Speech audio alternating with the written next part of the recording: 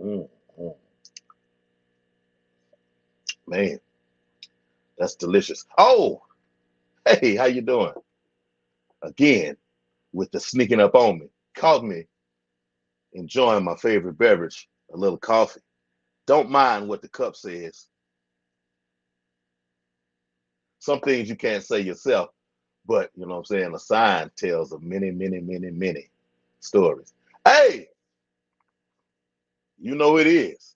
It's your boy, Big Tank Hank, coming at you with another live stream. And we in the fishy den. We got a spotlight today. Yeah, and I'm gonna be transparent. Stephen Rollins, Warrior Planet Tanks, is a friend of mine.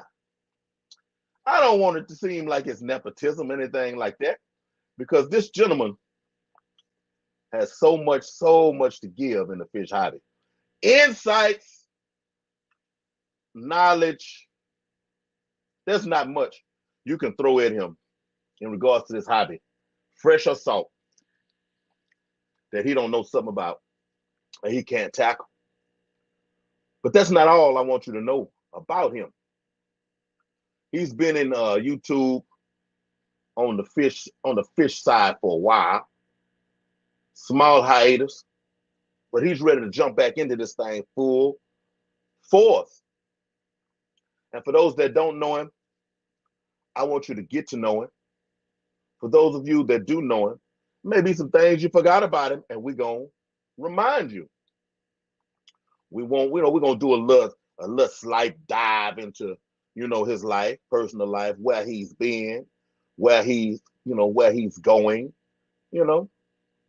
But we're gonna let him touch on that. So let me bring him on up and not continue to waste your time. What's going on, man? What's up, man?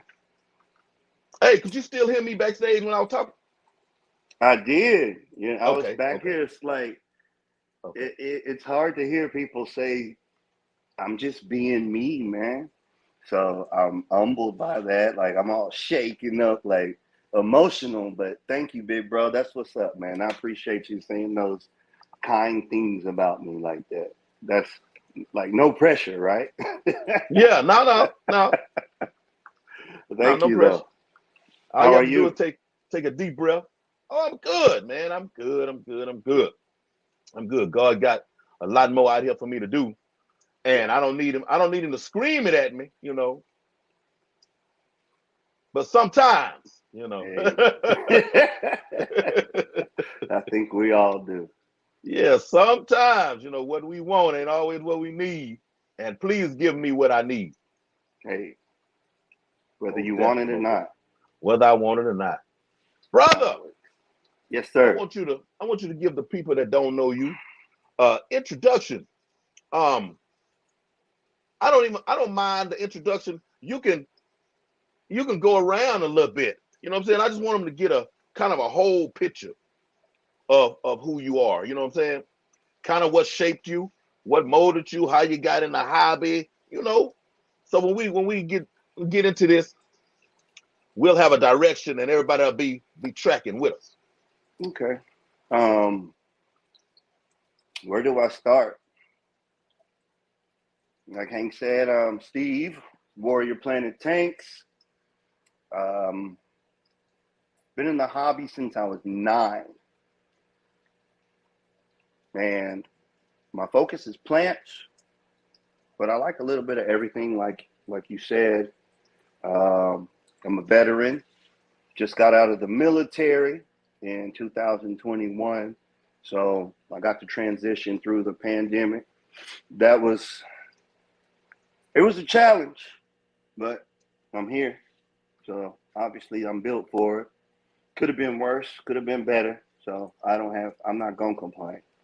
Um, just relocated to Texas from Houston for you guys that don't know.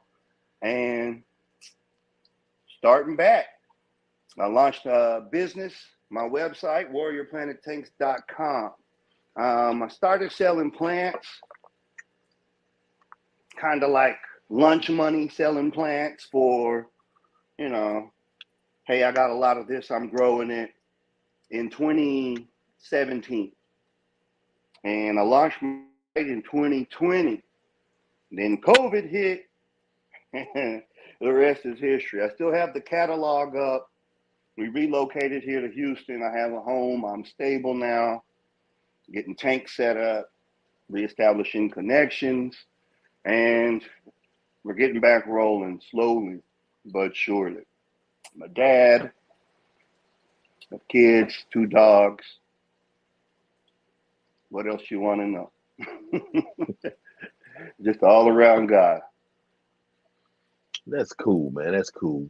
Your stint in the service. Well, where did it take you? Like, some of the Oh wow. ports of call. Some of the things you've seen. Well, I was in the Navy, and been a lot of cool places, man. Uh, Anywhere specific, like you pick a name of country or name a continent. That's better. Mhm. Europe. Yeah. Europe. Amsterdam was cool. What I remember. Uh, Israel was cool. Turkey's awesome. Germany. Been to Germany. Germany's nice. The UK's nice. Italy. The culture is awesome, man, and I like food. So anywhere that's got good food, I'm down. Like hands down, Europe, as far as food's concerned, Greece, Greece, Greek people, man. They don't pull no punches. They eat. You understand? Like as far like because we're Houstonians, we like comfort food or we Texas. We food now. We Gotcha. fry butter. We fry butter in Texas. So that right there, that passion, that right Greek, the other Europeans, they encapsulated the best. I know it's gonna make a lot of people mad, but my experience, yeah, Greek people, yeah, man, they cook, Okay. they fry a lot of stuff. It's delicious. Gotcha. Yeah. Now, when in Europe, specifically Germany, because that's a interesting place for me in regards to the fish hobby. Did you have a Hmm. chance to do a little uh I don't want to say fact finding because I don't know what would have started your journey, but did you get any time to experience some of the In hobby in Germany, Germany? no, and it's unfortunate too because I'm really like I'm down with the Europeans got a whole different style, and I like that style. Like I like the nuts and bolts of their style. You know what I'm saying? But not to name drop, but YouTubers and stuff. For example, like George Foreman, like those guys like that. The tropical plants, that whole stick. They got it. They're European. And then like I like to put my twist on it, give it that Texas twang, if you will. But it's still classy. We're classy people here. But I didn't get a chance there. However, I got to go to pet stores in the Middle East. Got to go to a pet store in Dubai. That was dope. Got to go to a pet store in Turkey, in Istanbul. They're scaping over there. Shotguns ain't the only good thing coming out of Turkey. If you guys have a chance, Google some Turkish aquascapers. There's a guy I follow on Instagram. I don't want to missay his name, but it's like something Turk.do or something like that. We have to find it, but they're doing real good stuff over there. They're doing good stuff. Definitely, most definitely. Because I mean, yeah, I've always had this. Um, I mean, well, especially if you don't move around, if you don't leave the United States, Yeah. you're using the television and Excuse me. stuff of that nature to develop this picture in your Hmm. head of what's really going on. I've Uh-huh. always had um this eagerness or desire to know exactly how they're doing it, as especially opposed to how we are. Not that one is better than the other, but there can be so much extremes in regards to differences that, I mean, you know what I'm saying? Like, let's say Japan, because Mm-hmm. in everything, every aspect, outside of the fish high, but just everything, Japan is like a open book to an extent. You know, Right. they are very proud of everything that they do. And what they do is almost polar opposite of us. Right. You know, the things that they focus on, yet they still embrace learning the English language and wanting to learn all about American culture, and they even integrate it to an extent, but they have their Mm-hmm. own way of Right. doing a whole bunch of stuff. Like, I let's say agree with you on that. the pet stores with the little bitty tanks with 1,000 fish in it, you Yeah. know, and we don't see if they're throwing fish away at these pet stores, but I mean, I've watched a few, a few Mm-hmm. behind the scenes videos where how they have the filtration turned up and how the water, every drop of water is turned over and replaced, a crazy amount of times, in an hour, which kind of explains how they do it. But over here, I wish you would walk into a pet store and see them selling fish like that.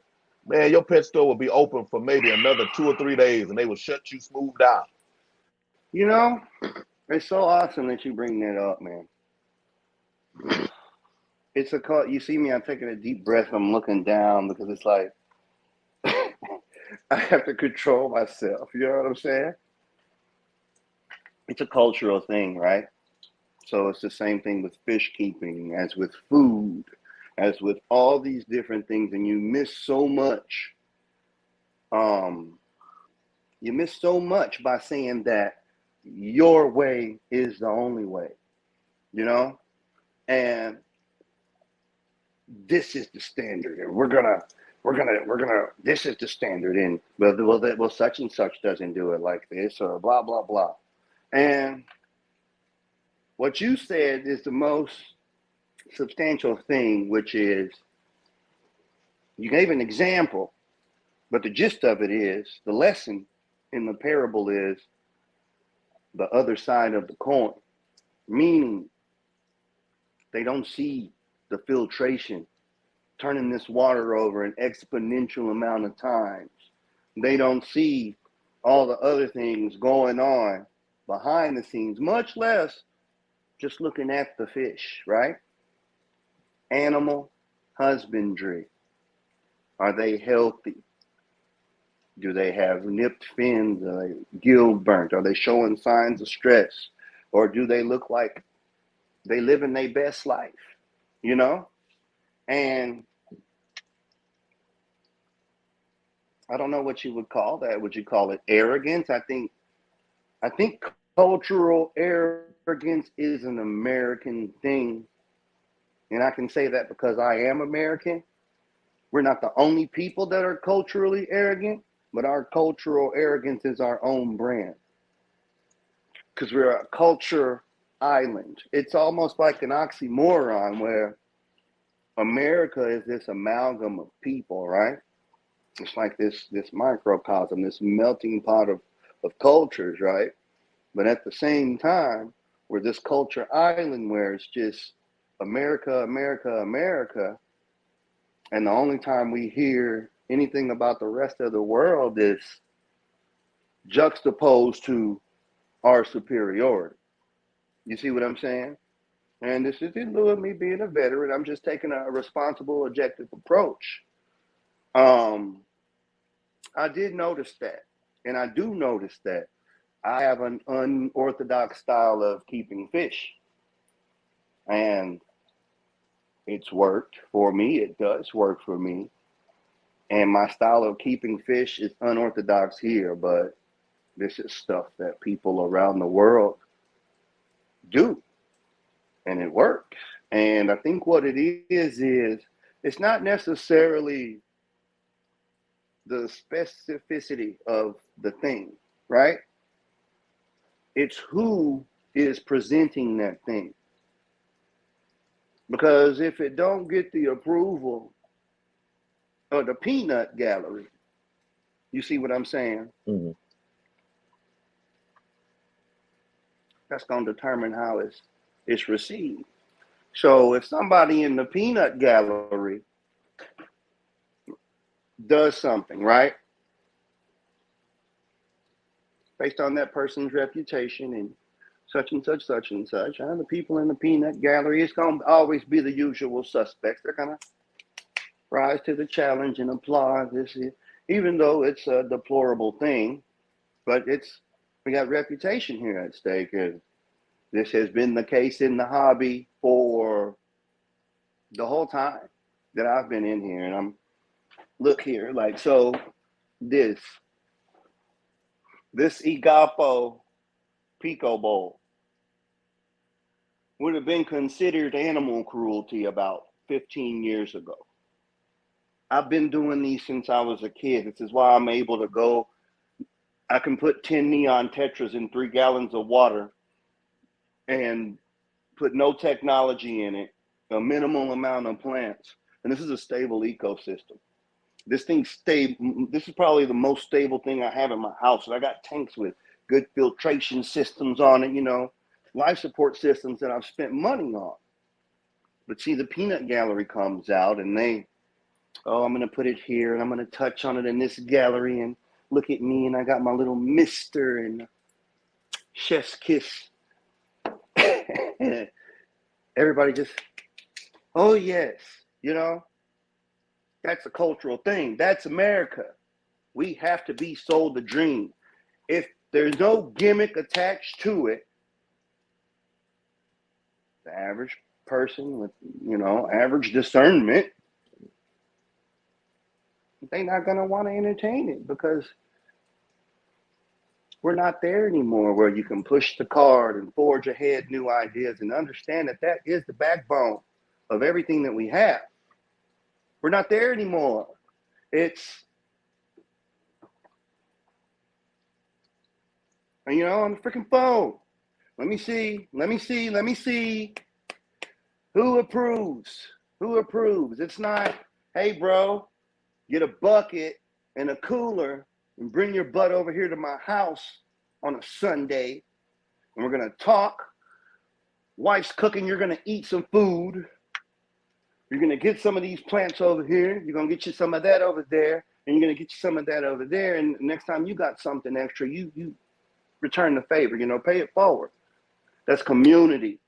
That used to be how it was. And, to an extent, yeah, but I think the people coming into it via this, even though the irony is that we're doing a live stream, but see, I'm being responsible. So if I'm going to try to call myself creating a social media presence, then I'm going to be responsible about it. Because you can't come to my house and have a coffee and X, Y, and Z because you're consuming it via social media. I think to me that is, community. So that's what I see different. The Europeans, they're more worried about it being what it is. See, like, they know that in 6 months, that beautiful aquascape is going to look like crap, and they're probably going to have to put them plants somewhere else or X, Y, and Z. And it's a responsibility thing, It's, if that's what it is, that's what it is. There ain't no gimmicks, That's kind of disingenuous, I'm going to mislead people. I tried to candy coat it. I can't. It's wrong. It's wrong. Yeah, I agree. I do agree.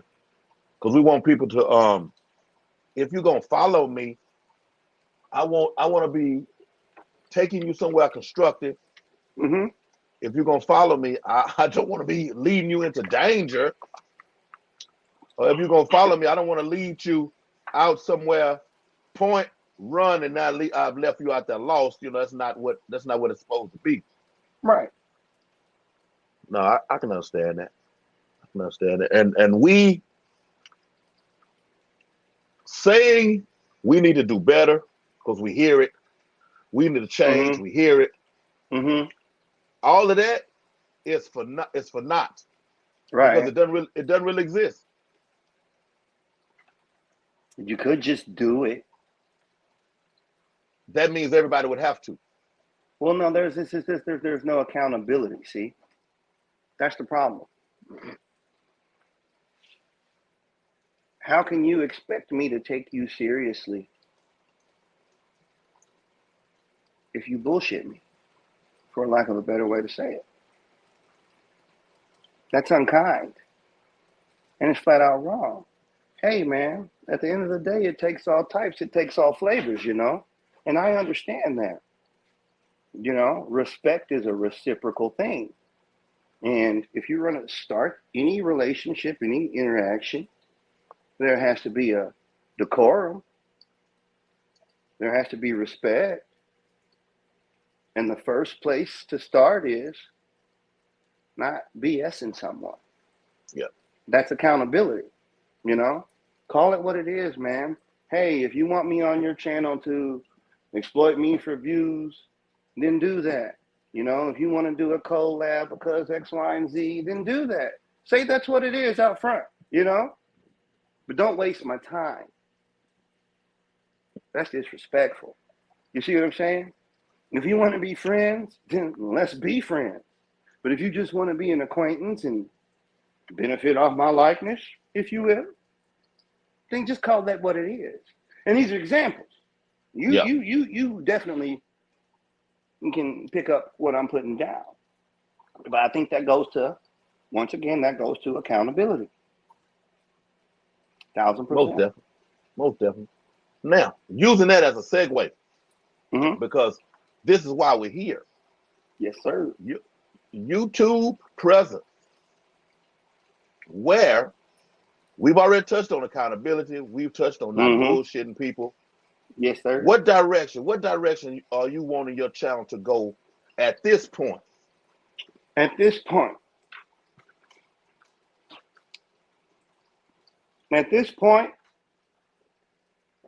I want it to be a tool to reach people.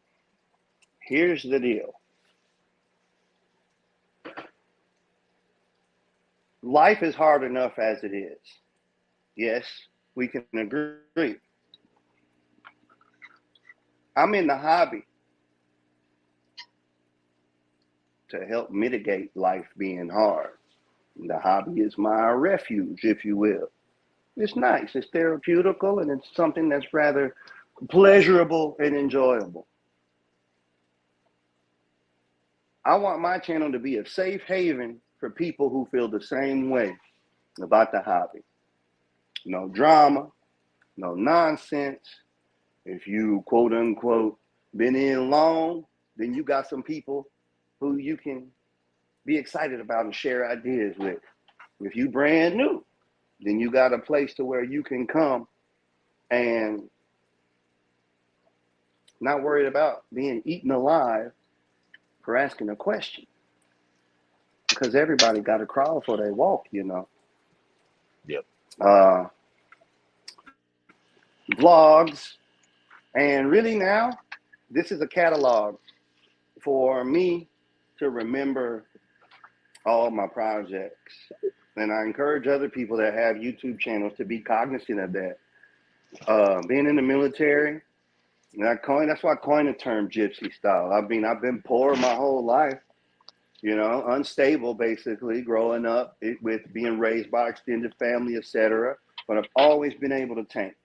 I've always been able to take my work with me. I'm a gypsy.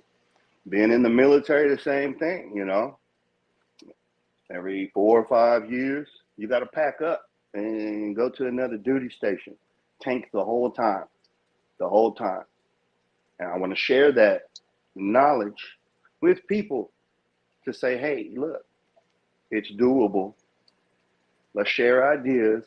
Let's bring the community back to the fish keeping community. Gotcha. Now, Yeah. you to help you press forward on coining a terminology, a tank terminology, gypsy Mm-hmm. style tanking. You just broke down what it is to you. I'm Mm-hmm. finna give you a challenge that's gonna actually give some people out here some insight on what that actually means. Okay. How do I dry start an aquarium? How do you dry start an aquarium? It is easy. It's really easy. Substrate. Let's get our materials first. Tank, substrate, plants, light, CO2 if applicable, water. Okay. You're gonna add your substrate first. You're gonna moisten your substrate. Moisten, not drown. Let me explain this process so that you can understand it a little better. You know, I got to do that for the people. All a dry start is, let me deglamorize this. There's no such thing as an aquatic plant. Hey, prove me wrong. That'll make you learn. You'll go Google it. There's no such thing as an aquatic plant. Plants are amphibious, which means that they can live in wet environments. Some of them can live fully immersed. There's a few that can actually replicate their life cycle fully immersed.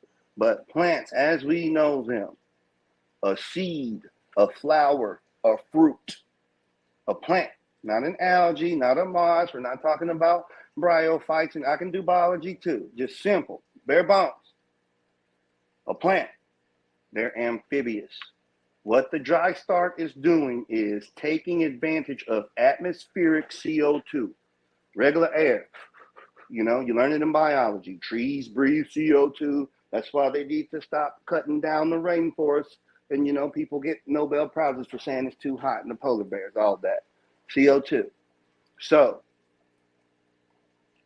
the dry start is taking advantage of that CO2 and giving those plants the opportunity to get established rooted growth in a amphibious environment to be flooded at a later time to enjoy in the tank. So that's basically what you're doing.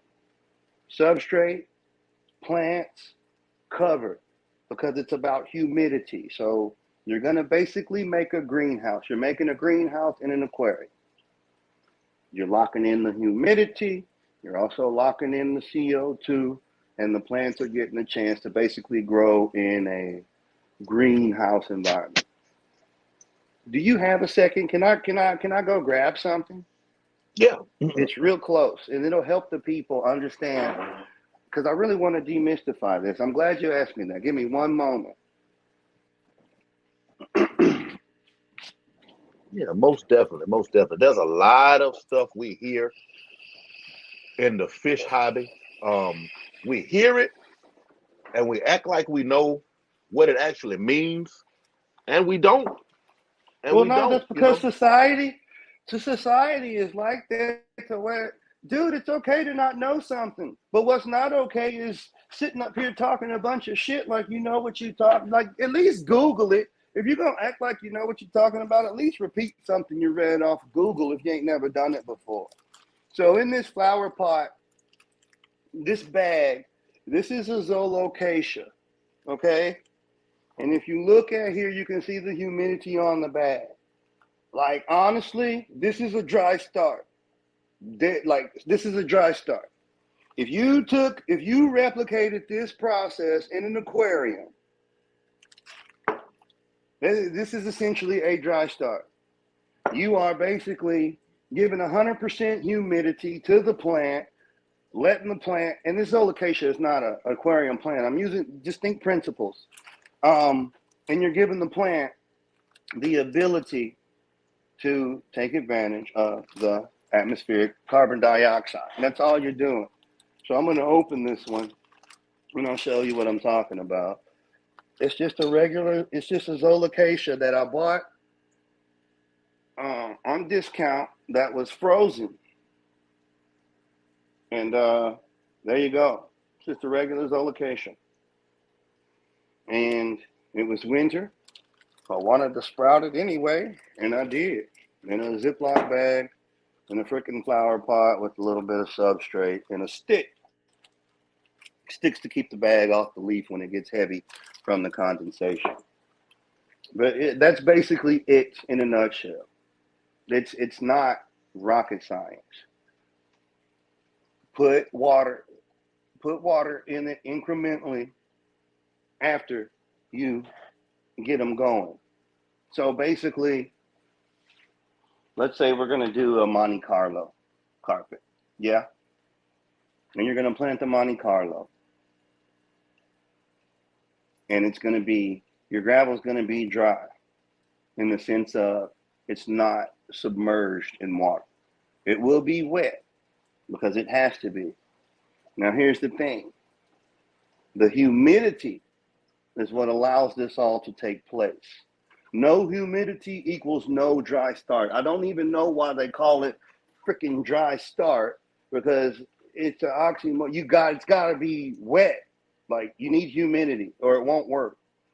So you incrementally flood it as you go through time. What you're doing is you're giving the plant a chance to what I refer to as flip.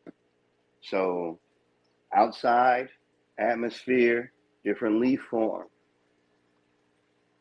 different growth form. It's taking in light doing photosynthesis differently because light filters through the air differently than it does through the water. Okay? The plant needs time to adjust to that. So you're incrementally flooding this plant. The first thing that you have to think about is, how is the plant going to breathe if it's a living thing, right? So you're giving the roots a chance to adjust first. Then the roots will send signals to start flipping the leaves, to start changing the growth form. Okay? Once that happens, the plant is then able to continue its life cycle underwater. And that's basically a dry start demystified. Honestly, it's fun to do. Do it like with me. Methods are just that. It's a tool, man. You know, I'm not a polarized human being. I'm just me. I like what I like. I stopped doing what was cool a long time ago, man. I just do what I like now. Hey, if you want to do a dry start, go do one. It ain't better. It ain't worse. I don't want to sit here and say the pros and the cons. I dry started this tank over here because I wanted to. There's no reason. I had no methodology whatsoever behind doing it. I just wanted to. That's all. And that's how I roll with most stuff. Yeah. Do what you want. All right. I got another one that's slightly connected. Okay. How do you know if a twig can be reinvigorated in an aquatic environment? A twig. You don't even see greenery on it. Okay, yeah, you're talking about propagating?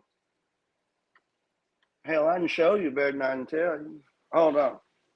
Give me un momento, por favor. Yeah, I can show you better than I can tell you. Hold on. One second. I'll show you.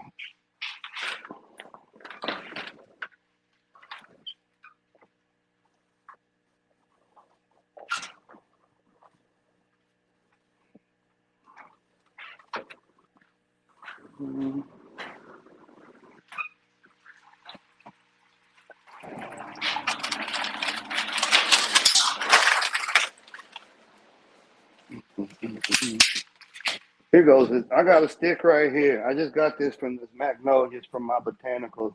You know me. These are actually a gift from you, I think. Low key. And they're ready. They're cured and ready to go in the shrimp tank. So it's easy, man. And for those who remember me back in the day at the beginning of this when I had my betters and I was telling you about the magnolia leaves as opposed to the catappa or catapang leaves, the almond leaves, and I was telling you how Yeah. magnolia leaves can be used. That's They got the who medicine in them too. look. This is there. These That's things got who I medicine in got. them. That's who I got the idea from, and I've been So doing ever since. so this stick, it ain't gonna grow because it's dead. To tell, all you gotta do is look for the life. So like if you can scrape this bark, so this I think this is the corum, I think is what this little white part is called. Some plant like I'm not a botanist, man. I just educate because I have trust issues. So that's why I read and stuff. You know, dead ass. I'm not a nerd. I got a big heart. I got trust issues. So I think this is called the corum. But either way, this white part right here, that's supposed to be green. Okay? And what happens is I think it's like capillary action or some shit, right? It's like a tunnel. So you cut this part and it makes like a straw vacuum thing with pressure and cells and stuff. I'm not going to give a biology lesson. But anyway, it draws water and it does that. And then what's going to happen is it roots because of that. And if it shoots out roots, it's going to shoot out buds and leaves. Once again, humidity is so important. I had this agapo going, right? And I had the wood growing in here. And I think like I was doing, got busy in school or something and missed like a week or whatever. It's when I started going to all classes after they finished COVID. And I missed this thing like, once every few days I would miss it because we got hard water and I don't want the spots. But long story short, I didn't miss it. And she said, screw you. And she's gone. So that's the wrap on that one. Everything else in there is still growing quite well. You can see it. But yeah, that was a pear tree, believe it or not. The fruit wood, it stopped working because I didn't miss it. And it's cold. It was cold, and you know the rest. The heater's on, blah blah blah. So you But yeah, said that's basically it. you can grow a pear tree submerged. Submerged? No. What that's called is water propagating. Okay. And it's just the same principle. That's how they have hydroponic, aeroponics, and aquaponics. It's just manipulating growth. That's all. I mean, there's really nothing, mind-blowing about it. At the end of the day, it's like draconian technology at best. You know what I'm saying? Stick that in there and it'll grow. But people like to, whatever you need to do to make yourself feel special. You know what I'm saying? Yeah, I'm giving a little insight. I'm Yeah. dispelling Some myths. myths. Yeah. You had a biotope you were doing that you dry Yeah. started, and you had Yeah. twigs Yeah. It's up. with no nodes as far as the eye could see, Yeah. and it germinated. It And forced is it it up. still rolling? It's rolling. I flooded it though. And that's the whole simulation. I flooded it. Once I flooded it, it killed all the leaves Okay. because that tree is not supposed to grow in water. But guess what? Look at the creator. Look at how divinity creates biotopes. It's so awesome.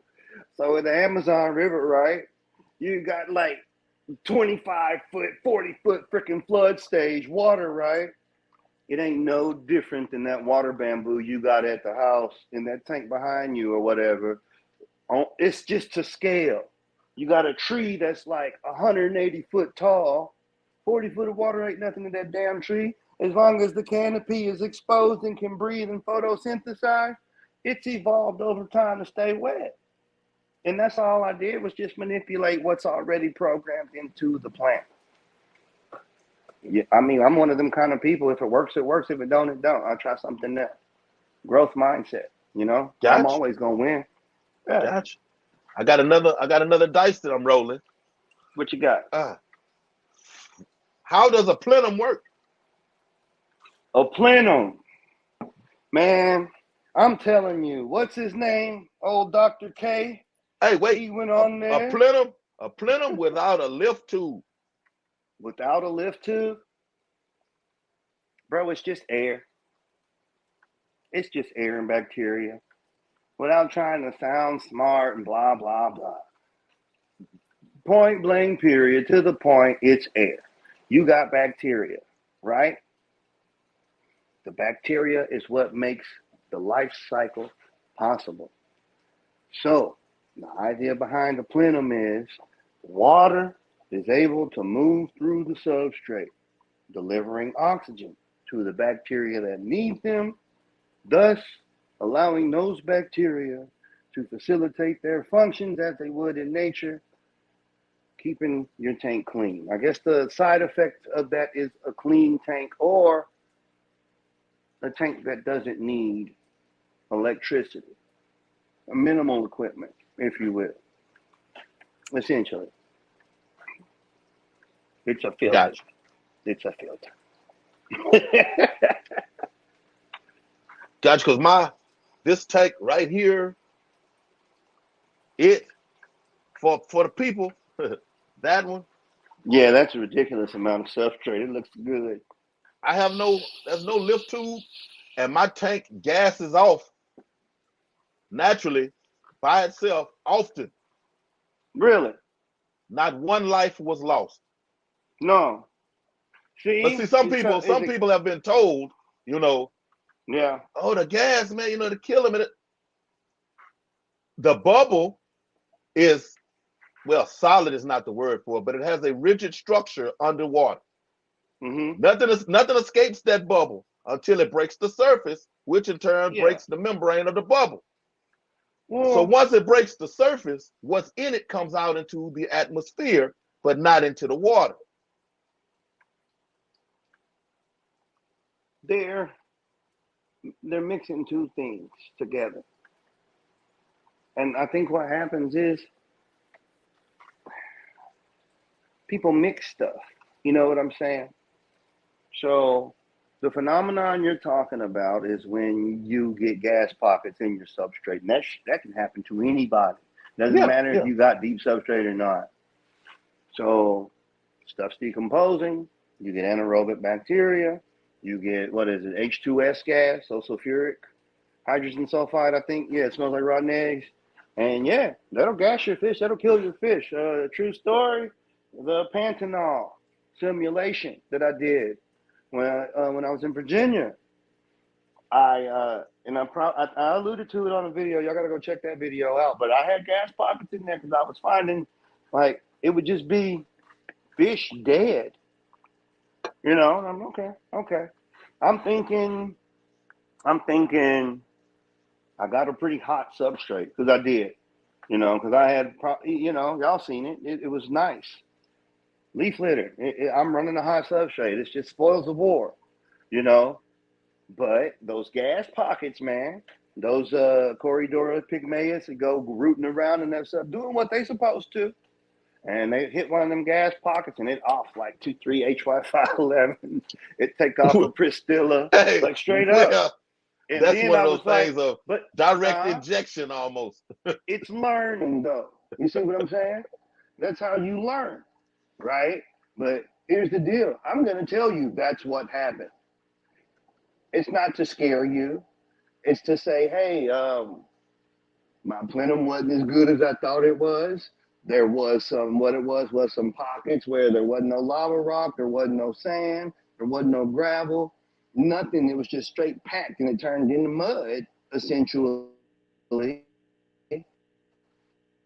And that's what it was. Hold on. You froze. Let's see if we can there we go. I think. I got you. Wave your hand. Okay, there you go. There you go. There you go. All right, all right. Because we missed all of that right there that you were saying. It turned to mud. After that, we didn't get. Yeah, it just turns to mud. There's no oxygen able to get through the substrate. So when there's no water moving through your substrate, there's no air moving through your substrate. That's why that's the whole the plenum is an underground filter on steroids, man. That's all it is. You put your separation, you build your stratified layers, you put your lift, you hook it up to your pump, water goes through it. It's underground filter. That's all it is. Now, Think I of said, spring water. gotcha. I said that. I said that to go to me speaking of my tank gassing out. This has been called a plenum when it's not really. You see what I'm saying? Rudimentary at best, but in the sense of what happens in nature. Same Right. type of substrate, same thing you got going on. And we're from the country. If you've been in any Mm-hmm. ponds or anything, you see them gas off. Yeah, they'll flip. That's what I was just gonna say. Ponds flip all the time. It's normal. It's a natural thing. And I wanted people to understand. You said mixing two things. It happens so often that you have to be careful. We have to be Right. careful with how and what we explain to people, Right. because you got people that go viral on some stuff, but they're headed in one direction, It's called bro science. as opposed to doing this while they're explaining. Because you have to do this while you're explaining. Because if everybody's right here with you, oh, it sounds good, man, I can do that, and you missed a whole bunch of stuff out here, Right. you can cause somebody to lose a whole lot of money, a whole lot of stock. I mean, love for the Hey. hobby. I mean, No, 1,000%. That's kind of what I alluded to earlier. But I'm not gonna go. I'm gonna digress from that. yeah, no, So no, what we else don't you want to. got, big bro? We don't want to beat that dead horse up. Absolutely. What do you think? Um, touching on whether it's better or not, your enriched substrates, man-made, as opposed to just using sand or gravel or to grow plants. Um. Well, it depends on the application, obviously, and what you want. Okay. I will say that if you're inexperienced, use the enriched stuff. I use the enriched stuff when I just want to lay a tank. I ain't got time. You understand? I want it to look good. I want to plug and play. It's convenient. It's the good stuff. I know it. Boom. Do I end up augmenting it at a later time? Yeah, probably. But for right then and there, if I just need that thing to go, that's what I use. If you have time to play, I would say that everybody should try to experience it. Here's the thing, you got to learn how to let go of fear, man. And that's the worst thing to me, I think. You know me, bro. I'm a loquacious individual. I'm long winded as hell, but I don't talk to a whole lot of people. I'm a recluse. You know this. Yep. So if I do have the opportunity to share a conversation with you, I'm going to talk your freaking ear off because I don't talk to a whole lot of people. And one of the worst things I see is the YouTube channels and the chat rooms and the forums and all that stuff, and they're scaring the hell out of these people. And nobody wants to kill their fish. But I think that people forget that this is nature. This is nature. There's tigers, crocodiles, hawks, electric eels, Sasquatches, dogmans, whatever you want to call it. There's stuff out there. There's monsters that can eat you and will eat you. And they do eat fish. Everything that you have swimming in your tank is on the menu for something else. And if you can stay cognizant of that, just educate yourself, stop being paranoid, and accept the fact that your fish are gonna die. I hate to say it that way. Then you can really start to enjoy the hobby and stop worrying about who said what. Like I mean, but I think it's because I'm on a different side of the hobby. I'm just coming into contact with stuff so much. So I just have a different. I look at it differently, you know. Brother, But we to answer got your we question, got about that, we got about 6 minutes left. okay, what you got? And I hate it because I started something, you know, and now I'm gonna have to augment myself just simply because I'm doing a recording and I'm limited on time. I understand. So is there anything that you want to give from you? You know what I'm saying? Uh Thoughts, feelings, website, Mm, promotion. yeah, the website is warriorplantanks.com. Here's the deal. It's up. The catalog's up. You just can't buy nothing. COVID. I'm still working some technical issues on the back end. However, you can reach me on Instagram. I stay on Instagram. Facebook as well. Shoot me a message on Messenger. If there's something that you would like, let me know. Um, I have Neos on. I have Neos on deck, and I have a limited selection of plants available right now. Videos are coming out. I am a college student, so I want my people to bear with me. Um, Quality over quantity when it comes to the videos, and I really appreciate everybody because I'm starting to have fun again. And that's what this hobby is about. And that's what my YouTube channel is about. That's what it's going to continue to be about. Also, y'all be on the lookout. I got some stuff, some irons in the fire with a few friendly faces that y'all need to be looking forward to seeing real soon. And just I appreciate the support, man. Stay tuned for what's coming. I'm approachable, man. Let's grow in this hobby. Most definitely, most definitely. Yeah, this y'all, this is my brother right here. Hey, This man. is this is my Hey. brother right here. Um, and I know him. I know him. And if there's any misconceptions, ask a question, people. Yeah, just Ask a question. He says he has messenger the whole nine. He has a wealth of knowledge, ideas. Oh man, this is gonna be a journey that's gonna be off the hook when he gets this channel rolling. It's gonna be off the hook. Loves the camera. He loves to be behind it. He definitely loves to be in front of really. it. You know, what's that song on there? That dude says, "Hey man, why you not famous?" And then the boy says, "You don't share my shit." Yeah, I'm trying Like, to figure out. Yeah, damn, why I you? do know that this is the camera. Like, I can see your tanks, bro. Like, okay, look at, yeah, I got less than 1,000 subs, but look at my tanks, people. I implore you to. They will speak for themselves. Most But you definitely. don't share my shit. I like it.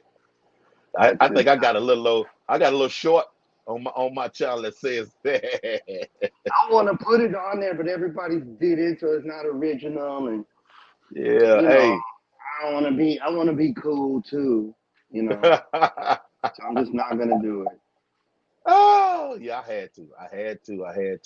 There's a couple songs that are cool, but they're just I can't figure. I'm not creative enough to figure out a way to make them relevant to aquariums. Like that one song, that Run song.